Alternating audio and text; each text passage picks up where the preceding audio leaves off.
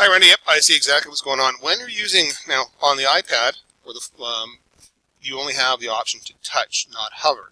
So when you have a menu button at the top like this with submenus, this button here cannot link to an actual page. So if I hover over it, I look down at the lower part of my screen, and it says the name of your website, then it links to the services.htm page. What you need to do is replace the services.htm with a pound sign. So let me just view the page source and I'll show you what I mean here. Let me go find your menu.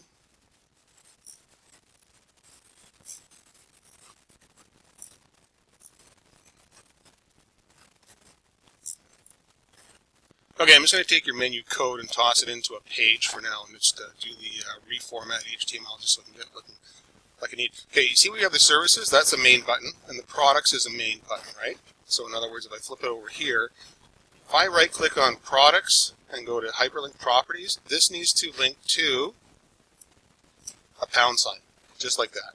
Okay, what will happen is, because it's linked to a pound sign and not an actual page, the pound sign is sort of a universal for programmers and whatnot, where, okay, if it detects that it's not actually linking to a page, then what will happen is it will open up the submenu. So in other words, when you're on an iPad and you touch this button here, it will not actually link to the page that you have it linked to. It will just open up the submenu, allowing the user to go down and click on one of the links below it. So if you need a services link, like if you see how this is actually linked to our services page, so you don't actually need this button linked to the services page either. So if you're in a situation where you actually need the top button to be linked to an actual page, then you need to include a link down below that goes there, give it a similar name or something like that.